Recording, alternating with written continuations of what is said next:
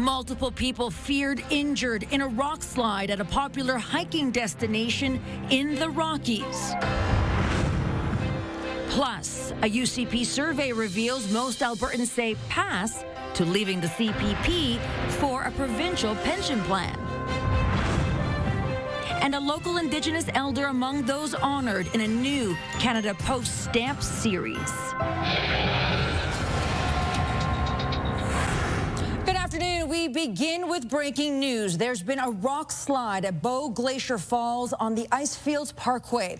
Emergency crews have been called to the scene in Banff National Park, which is about 37 kilometers north of Lake Louise. Officials say there could be dozens of people with serious injuries. Jacqueline Wilson joins us now from Foothills Hospital, where some of the injured are being taken. Jackie, what have you learned so far?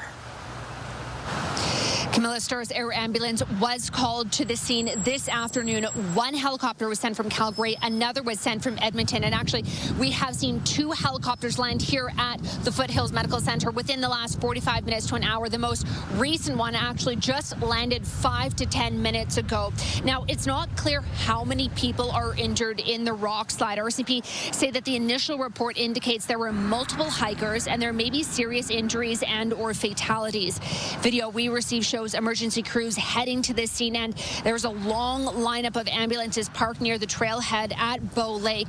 Parks Canada says that all visitors should avoid the Bow Glacier Falls area, and there may be closures on the Icefield Parkway to give first responders room to work. And of course, this is breaking news, so we will continue to bring you the latest information as we find out. Camilla, back to you. Thank you very much, Jackie. Significant rain is about to hit southern Alberta. We'll have more on the forecast in a moment, but first a look at some of the flood preparations underway in Calgary. The Glenmore Reservoir has been lowered to increase its storage capacity. As a result, some areas of the Elbow River appear a bit high, but city officials don't expect major flooding like the city experienced in 2013. The province has also recently announced the completion of the Springbank Off-Stream Drive Reservoir, but officials are warning residents to keep away from waterways and any areas that might see pooling water in low-lying areas. We aren't expecting any impacts in the way of out-of-bank river flooding for this event. Again, the preparation that we've been doing both on the Bow and the Elbow rivers is making sure that reservoirs are in position to be able to slow down and attenuate those flows that we're expecting. The Glenmore Reservoir has doubled its flood handling storage since renovations were completed in 2019. Tomorrow marks 12 years since the 2013 flood. And Danielle Savoni joins us now from Yama Vans. And Danielle, we could see a month's worth of rainfall over the next few days. Yeah, you're right, Cam. This is a serious one, of course. What we had was a couple systems out in the Pacific that joined forces, combined. Now it could be pretty intense as it gets to southern Alberta, and we could see some huge totals, localized flooding possible with this as well. I'll quickly go over in the gray. That's where we have the statement in place, and then in the green there, that's the rainfall warning. So the rainfall warning is really Kananaskis up through Rocky Mountain House area, and the statement is in place for all of southern Alberta. I want to pull in possible totals here of rainfall, and when you keep in mind that this is just in a few days, so Friday, Saturday, Sunday, these are the totals that are possible, you can see why this could lead to some localized flooding. So for the Lethbridge area, basically Crowsnest Pass over to Lethbridge, 100 millimeters possible, and then Kananaskis and up. Over 100 millimeters. In fact, some models are even suggesting 200 millimeters in some areas. 50 to 80 millimeters for Calgary. And east of Calgary, basically east of QE2 and Highway 2, is where we're looking at 60 millimeters of rain, but also strong wind gusts. So when the ground saturates, we have the potential for trees falling and power outages. Okay, 20 degrees is the temperature right now in Calgary. This is the calm before the storm.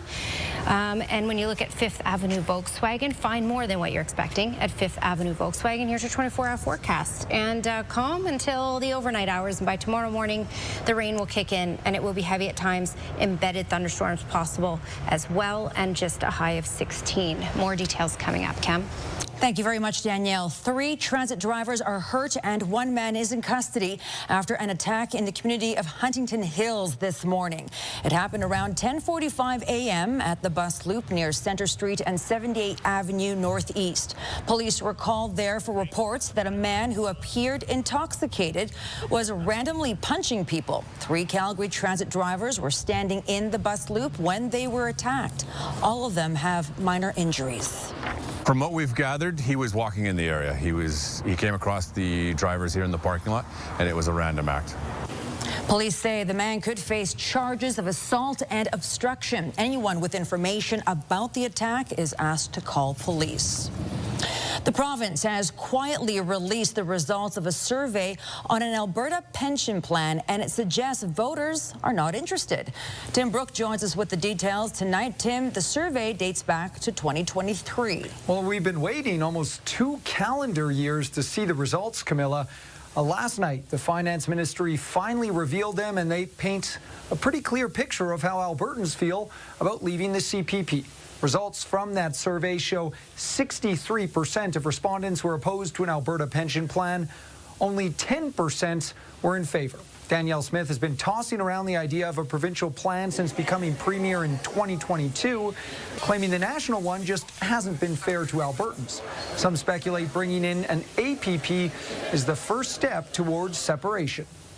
It's wrong-headed, and they're playing with fire, and it's really disingenuous when we have a premier who has a degree in economics is continuing to push this idea that Alberta's sovereignty, however she wants to phrase it, is a viable option. It's not viable, and it's not viable when we're living and dying by non-renewable resource revenue. And despite the lack of interest from survey respondents, the province won't be giving up on the APP quite yet. A statement from the Finance Ministry says the government will continue to engage with Albertans on the topic, but it promises it won't push anything through, Camilla, without a referendum. All right, Tim, thank you so much. A new report from Canada's Competition Bureau is calling for more foreign ownership of Canada's airlines, claiming it will bring down ticket prices. According to the report, Air Canada and WestJet control nearly 3/4 of domestic air traffic, which limits competition. So it's calling for the foreign ownership limit to be raised from 25% to 49%. It also suggests a new class of domestic-only carriers that could be fully foreign-owned. The Bureau also targets airport and security fees, saying they drive up costs, especially for low-cost carriers. Those fees account for about 30 cents of every dollar spent on airline tickets. Several $100 million of federal government money goes into subsidies for via rail. It's the same thing for marine. Marine is even less. Marine only pays about 10% of its cost to government for ferries and the like, right? And yet aviation is bearing the full brunt of its cost to government, unfairly measured against the other modes of transport. The report says just one new competitor on a route can lower airfares by up to 9%. A new stamp celebrating a local Indigenous elder and knowledge keeper was unveiled today. Bruce Starlight is being celebrated by Canada Post for his decades of work advocating to save his language and culture from extinction. Starlight was born in 1947 on the Tsuut'ina Nation. He studied linguistics at the U of C and is also credited with documenting his First Nations alphabet, words, and phrases.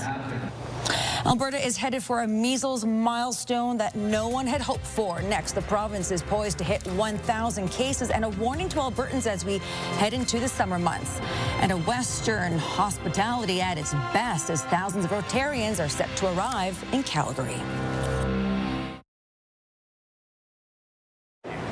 All right, let's head back out to Danielle. So, Danielle, do we have an idea of when we're going to see the heaviest rainfall? Well, we're looking at the heaviest rainfall for Saturday. Before I get into the whole forecast here, I want to talk more about why I'm at Yamavans right now in Calgary.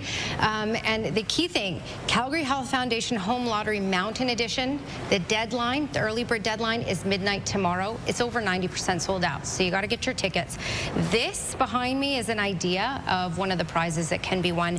It's a Mercedes Sprinter van, and it's customizable by Yamavans. So super cool. Maybe you can live off the grid period or something like that.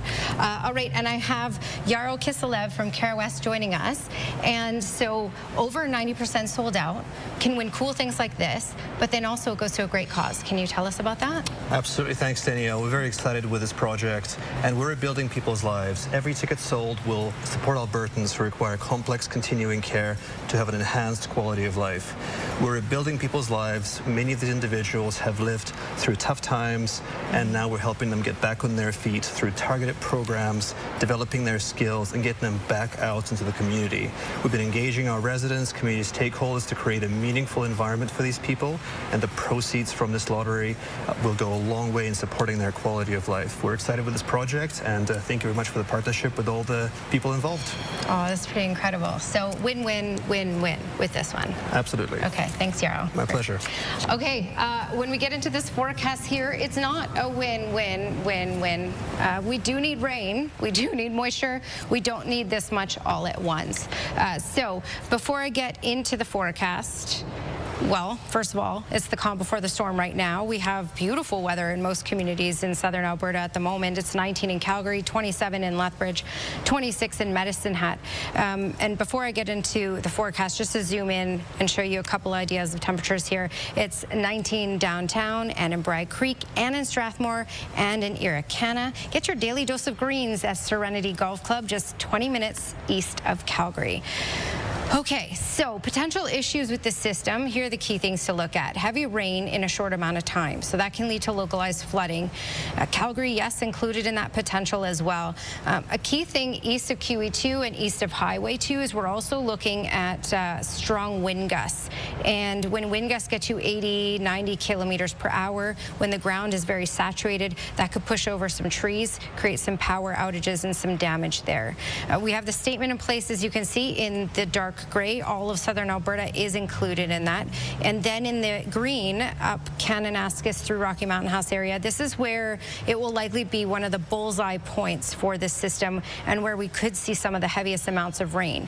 So some models suggesting up to 200 millimeters in some localized areas possible. Kananaskis and even to the south is possible as well. But most likely for Christmas Pass, Pincher Creek over to Lethbridge and that corridor, we're looking at about 100 millimeters of rain. Calgary, 50 to 80 millimeters of rain, and then again east of that 60 millimeters of rain plus gusts 80 even 90 kilometers per hour, and that's where we run into that tree risk and the power outages.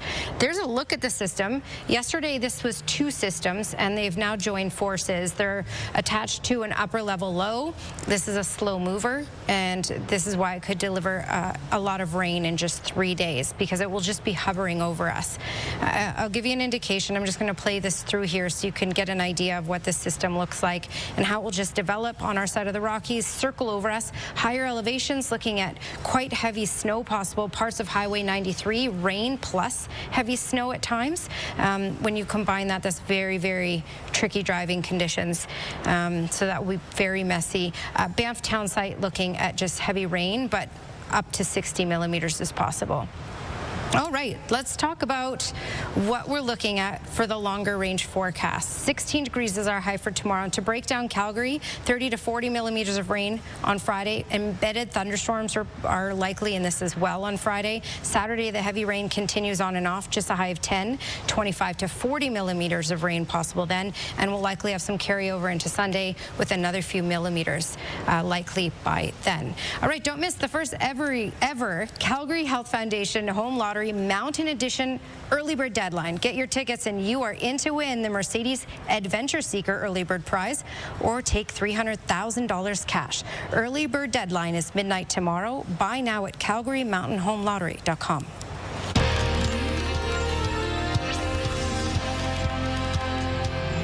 Alberta is just 4 measles cases away from 1,000. There are 12 new cases in the province, 8 in the North Zone and 4 in the South. There are no new cases in Calgary this week. Alberta's numbers are creeping up on the U.S. The Centers for Disease Control are reporting 1,197 cases for the entire country this year. Canadian health experts fear our numbers could go even higher with the summer travel season. Going to have baseball tournaments, you're going to have summer camps, you're going to have families getting together from with people from all across the prairies who are part of their families to enjoy summer. And so that's for a disease as easily as transmissible as measles, that's a signal that things are as bad as they are now, they're likely to get worse. Alberta's routine immunization schedule recommends children's first dose at 12 months and second dose at 18 months. A new simulation center has opened at the Sturgeon Community Hospital in St. Albert. The space will give healthcare professionals hands-on learning with lifelike equipment. The technology mimics a hospital, an operating room, and an emergency department. Alberta Health Services says it will help staff refine their skills and practice high-risk situations, including trauma, cardiac, and maternity events. The Sturgeon Community Hospital Foundation paid for the $1 million center. From capturing high fashion moments in Milan and New York to a more edgy and sharp contrast, how a medical misdiagnosis changed one photographer's point of view.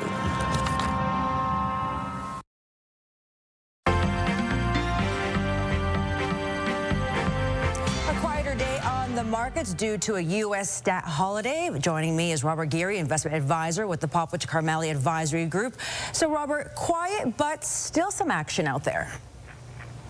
Yeah, there's always action out there, Camilla, and this one, as the TSX was down a little bit, we had oil prices kind of all over the place today. And again, this is about the unrest in the Middle East. Commentary out of the White House. Press Secretary Carolyn Leavitt was talking today, saying it's going to take us a couple weeks to make a decision on, their involvement against Iran here. So I think that this is going to be an interesting one. It did push oil past those clarity comments downwards, so we did see a little bit of downward movement in the TSX at that point in time.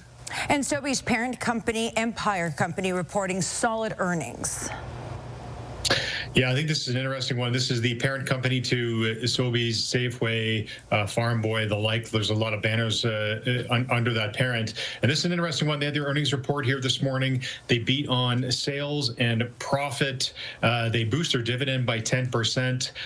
One of the couple of things to note here in this report, same-store sales were good. The basket size, the amount of people are spending, especially on fresh produce, increased. So I think that is good news. The company said that their pickup on the e-commerce or the food delivery side has kind of stalled out. They're putting a lot less, I would say, money towards that, or capital towards that side, and that's increased profits for them. And then the other piece on this side that is interesting is that they're saying that food inflation that they're seeing is not stacking up what you're seeing in the media or with CPI inflationary numbers coming out of Stats Can. They said it's more in line now and not continuing to pick up with what people hear. That's interesting. Thank you very much, Robert. Yeah, appreciate it. Calgary's first building to be converted from offices to a hotel is officially open. You'll find the Weston's Element Hotel on 4th Avenue near 8th Street in the downtown's West End. The 170,000 square foot building used to be home to Mount Royal College. It's now converted into 226 hotel suites, along with a rooftop bar and lounge. The city's downtown development program helped fund the project. Another major event in southern Alberta is taking place this weekend. A welcoming party, including some music at the Calgary International Airport as some of the attendees arrive for the 2025 Rotary International Convention. More than 15,000 Rotary members from more than 120 countries will be arriving in our city from June 21st to 25th. Events this weekend are taking place at Stampede Park. Well, there's been a rock slide at Bow Glacier Falls in Banff National Park. Here's Ian White with a look ahead to CTV News at 6. Camilla, we continue to gather details about this breaking news along the Icefields Parkway. Stars Air Ambulance was called to the scene earlier this afternoon. We were at the Foothills Hospital when 2 helicopters brought patients in. Coming up at 6, what we're learning about the number of people injured in the rock slide. Also ahead, the city is preparing for a significant rainfall. Coming up at 6, Calgarians share the precautions they're taking to prevent flooding this weekend. Camilla? Ian, thank you so much. Now, speaking of the weather right now, looks pretty good. You wouldn't even know that there was a lot of rain headed our way. Cloudy, 19 degrees. Danielle will have one more look at the weather after the break.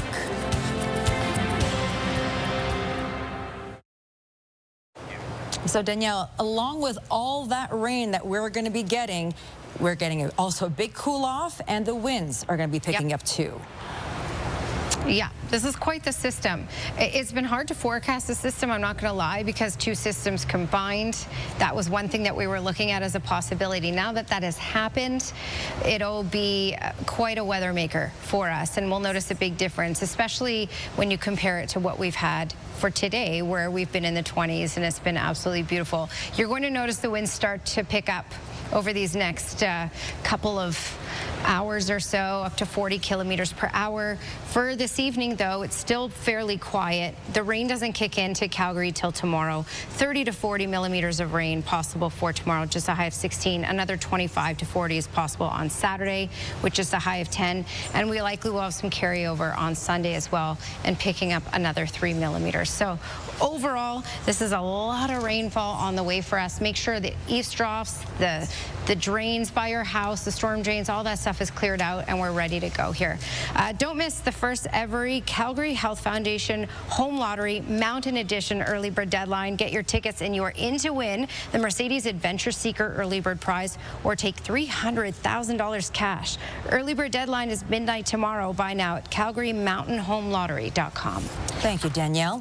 Falling through the cracks is a photo exhibit at the Alberta Society of Artists, and it features the work of a former fashion photographer. It features pictures taken by Medicine Hat artist Wes Bell. The collection stems from an incident in 2019 where complications with his gallbladder were initially missed by doctors. A physician apologized and told him his case fell through the cracks. When he was recovering from surgery, he was out for a walk and saw a crack that reminded him of the new scar on his abdomen. And it became interesting because when I look back at my career in fashion, it was all about, I was known for detail and driving people crazy on detail. And here I am out photographing cracks, again, looking for detail. Bell spent more than 2 decades photographing models in Milan, Italy, and New York City. He now focuses on natural landscapes. The exhibit ends on June 26. Quite the pivot there for the photographer, but very telling art indeed. And of course, we have that breaking news that we're following in Banff National Park, Bow Glacier Falls, the rock slide there. Be sure to tune in at 6 o'clock at the top of the hour. Thank you for watching. Now here's the early edition of this CTV National News.